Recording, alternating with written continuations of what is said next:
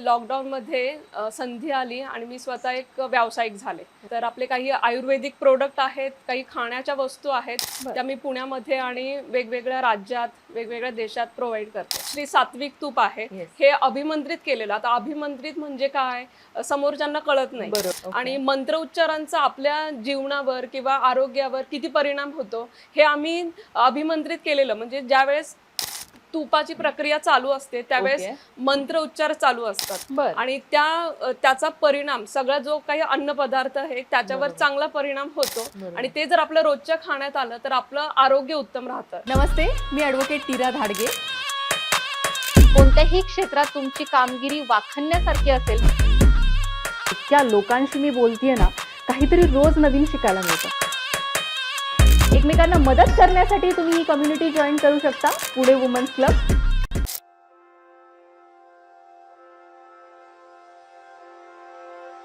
नमस्कार, मी ॲडव्होकेट नीरा धाडगे तुमचं सहर्ष स्वागत करत आहे पॉडकास्ट विथ नीरामध्ये. आज आपल्याबरोबर आहे दीपिका जंगम मॅम. वेलकम मॅम, तुम्ही आज इथे आलात. तुमची ओळख आम्हाला करून द्या. सर्वप्रथम नमस्कार तुम्हाला. आज मला खास पुणे वुमन्स क्लब यांच्याकडून बोलवणं आलं आणि माझं नाव प्राध्यापिका दीपिका जंगम.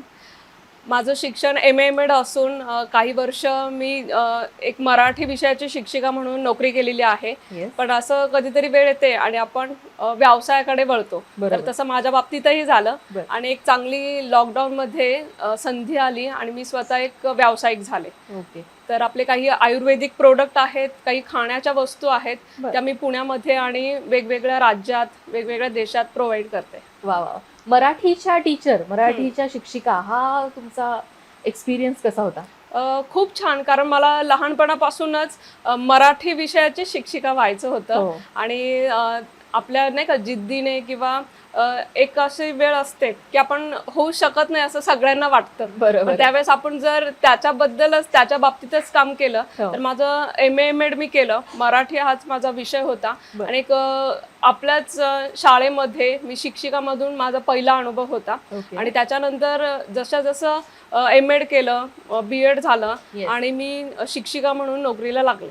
तर खूप छान, मराठी विषयाबद्दल माझं वाचन वगैरे नेहमीच त्याची आवड होती आणि तेच मी माझ्या विद्यार्थ्यांना देत होते. वा. मला एक मॅडम होत्या, माधवी वैद्य नावाच्या, खूप मराठी खूप छान शिकवायच्या. आणि ग्रॅज्युएशन झालं त्याच्यानंतर आहे ना, म्हणजे ग्रॅज्युएशनच्या हाफ मधनंतर आम्हाला विषय निवडायचे होते आणि मराठी त्याच्यामध्ये नव्हतं. तर मला इतकं मराठी आवडायचं तेव्हा आणि त्या टीचर पण इतक्या छान होत्या की मी त्यांच्या मागे मागेच फिरायचे कंटिन्युअसली.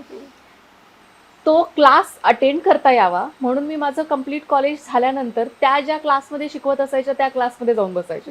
तर ते मराठीशी जे नातं असतं ना आपलं, ते खूपच घट्ट असतं. जेव्हा तुम्ही काहीतरी शिकत असता किंवा मराठी लिटरेचर तुम्ही जेव्हा वाचता, तुमच्या आवडीचं एखादं लिटरेचर आम्हाला सांगाल? आता मला मराठीमध्ये जास्त पु ल देशपांडे, व.पु. काळे यांची पुस्तकं मी खूप वाचली.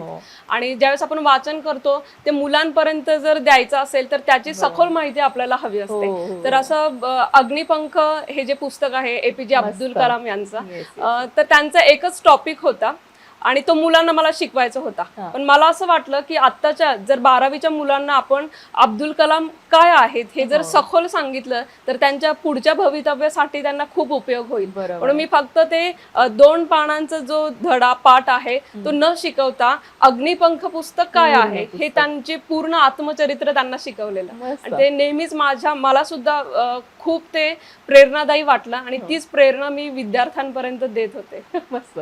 तुमचा जो समजावून सांगायचा जो स्वभाव आहे, जो तुम्ही शिक्षक असल्यामुळे स्वभावताच येतो आपल्यामध्ये, तो तुम्हाला बिझनेसमध्ये कसा उपयोगी पडला? खूप छान उपयोग झाला त्याचा. कारण आपलं जे प्रोडक्ट असतं त्याच्याबद्दल जर आपल्याला चांगली माहिती असेल तरच ते आपण पुढच्याला किंवा ग्राहकाला देऊ शकतो. आणि त्याचा पुरेपूर वापर मी माझ्या व्यवसायामध्ये केला. आपण एखाद्या गोष्टीचं संदर्भ देऊन स्पष्टीकरण केलं जातं मराठीमध्ये. तसं जे प्रोडक्ट आहे, आता आमचं जे प्रोडक्ट आहे माझं श्री सात्विक तूप आहे, हे अभिमंत्रित केलेलं. आता अभिमंत्रित म्हणजे काय, समोरच्यांना कळत नाही. तर जे आयुर्वेदिक पद्धतीने की आपण आता पाहतोय खूप भेसळ केली जाते वेगवेगळ्या प्रत्येक पदार्थांमध्ये, तर याच्यामध्ये कशी ती केली जात नाही आणि मंत्र उच्चारांचा आपल्या जीवनावर किंवा आरोग्यावर किती परिणाम होतो हे आम्ही अभिमंत्रित केलेलं. म्हणजे ज्यावेळेस तुपाची प्रक्रिया चालू असते त्यावेळेस मंत्र उच्चार चालू असतात बर आणि त्याचा परिणाम सगळा जो काही अन्न पदार्थ आहे त्याच्यावर चांगला परिणाम होतो आणि ते जर आपल्या रोजच्या खाण्यात आलं तर आपलं आरोग्य उत्तम राहतं आणि जर आरोग्य उत्तम असेल तरच आपलं रोजचं जीवन हे चांगलं होऊ शकतं. बरोबर आणि खाण्याचे पदार्थ ड्रायफ्रुट्सचे लाडू किंवा दिवाळीचे पदार्थही मी बनवते. मग जसे आपले विचार असतात आपण स्वयंपाक बनवताना तसंच पदार्थ बनतात. तर मी नेहमी चांगल्या विचारांनीच ते बनवते आणि इतरांपर्यंत ते देते. हा खूप एक छान थॉट असतो की जी स्वयंपाक करणारी हे असते महिला असते तिन्ही जर विचार चांगले केले तिन्ही जर प्रेमाने अन्न बनवलं तर त्या अन्नाला जास्त गोडी लागते किंवा जो खाणार असतो त्याच्या ते जास्त अंगी लागतं असं एक आपले म्हणजे म्हण आहे नाही आणि ती खरी आहे. आपण अगदी मन लावून बनवलं आणि प्रेमाने खाऊ घातलं तर तो पदार्थ जास्त रुचकर आणि समोरच्याला आवडतो लागतो. बरोबर आहे बरोबर आहे. तुमच्या सगळ्या प्रोडक्ट्स बद्दल आम्हाला सांगाल. एक तर तुमचे तूप आम्हाला एक लक्षात आलं आणि अजून काय काय आहे? आता ड्रायफ्रुट्सचे लाडू ही स्पेशालिटी आहे माझी. अगदी आपण प्रत्येक म्हणजे अगदी बाळंतीण झालं तिला सुद्धा वेगवेगळे डिंगाचे लाडू हवे असतात, मेथीचे लाडू हवे असतात. काही ज्येष्ठ नागरिक माझे ग्राहक आहेत की त्यांना सहज ते खाता येत नाही पण त्यांना पौष्टिक खाणं खूप गरजेचं असतं एक विशिष्ट वयानंतर. मग त्यांना ते देण्यासाठी मी त्याची पूर्ण पेस्ट बनवते आणि मग त्याचे लाडू की तोंडात घातला तर तो अगदी विरघळेल म्हणजे त्यांना त्याचे जे बेनिफिट्स शरीरात गेल्यानंतर मिळावे लागतात ते त्यांना त्याच्यातून मिळतात.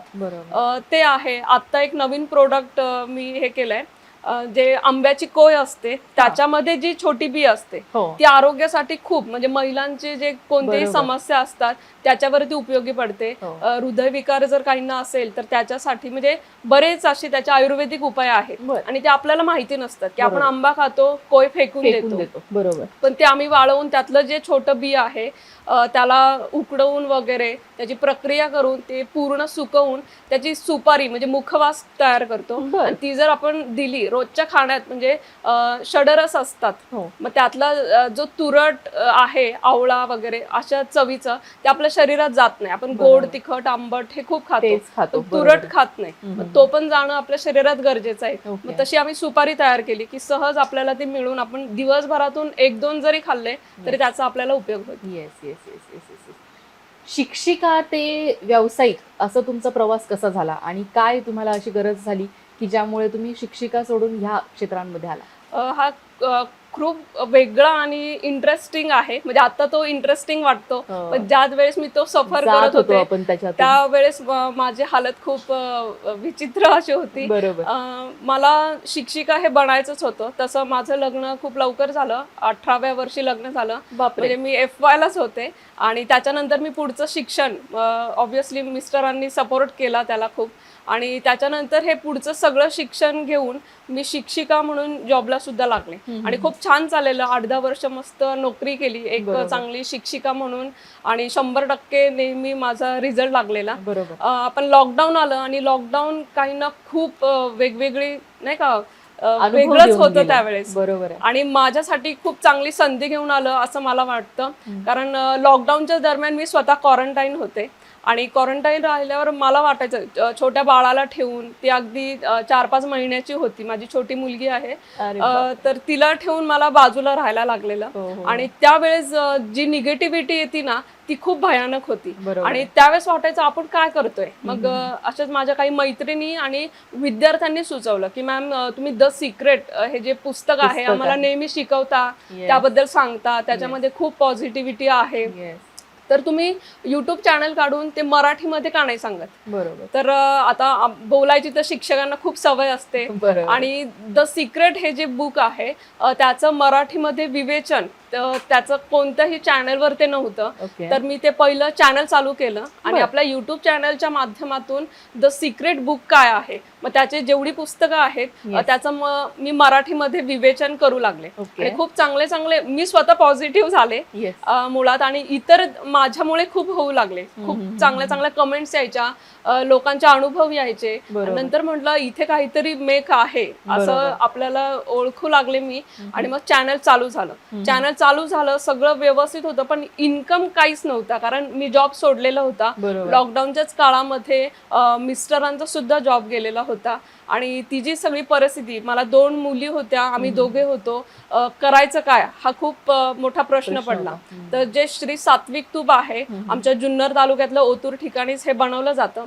माझा भाऊ आहे तो, आणि त्याने मला सांगितलं की ताई तू हे का नाही करत, तुझ्या वेगवेगळ्या ओळखी आहेत, व्हॉट्सअपला फक्त स्टेटस ठेवून बघ. म्हणून मी स्टेटस ठेवायला सुरुवात केली आणि जो काही विश्वास मिळवला होता लोकांचा, ते म्हणले मॅडम कडून का नाही तूप घेऊन पाहूया आपण. आणि तसं अगदी एका महिन्यातच मी 150 ते 200 लिटर तूप विकलं. म्हणजे ते माझ्यासाठी खूप वेगळं होतं, कारण अचानक आपण ज्यावेळेस व्यवसाय सुरू करतो इतक्या पटकन इतकं सक्सेस मिळत नाही, पण मला आपल्या चांगल्या गोष्टींमुळे तो मिळाला. बरोबर. तिथून पुढं माझं हे आता 1-2 वर्षातच सगळं बिझनेस सुरू झाला आणि खूप छान त्याच्यातून मला हे म्हणजे बिझनेस. मग म्हटलं खाण्याचे पदार्थ पण आपण देऊ शकतो. मग ड्रायफ्रूटचे लाडू आहेत ते आपल्या त्याच तुपामध्ये बनवले जातात आणि शुद्ध सात्विक आपण देतो, त्याच्यामध्ये कोणतीही भेसळ नसते. मग सिलेक्टेड प्रोडक्ट म्हणून एक चांगलं उद्योजिका म्हणून कमी दिवसामध्ये सक्सेस मिळवलेली, त्याचे मला काही अवॉर्ड पण मिळाले आणि ती जर्नी माझी आता छान चालू आहे. आमच्या ऑडियन्सला तुम्ही एक सल्ला द्यायचा असेल तर तो काय द्याल?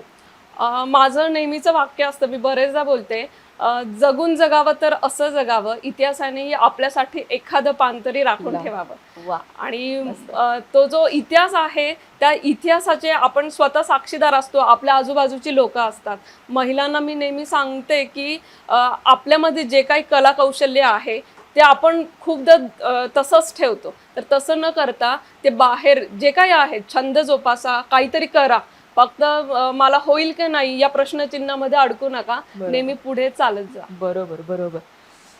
खूप छान वाटलं मॅडम आज तुम्हाला भेटून, आणि जो काही तुम्ही आमची मराठी परत उजळवली आहे ती पण ऐकून मला खूप छान वाटलं. जो काही तुम्ही सल्ला आम्हाला दिला तो नक्की आमचे ऑडियन्स घेतील आणि तुमच्यासारखं काहीतरी नक्की करतील अशी आमची अपेक्षा आहे.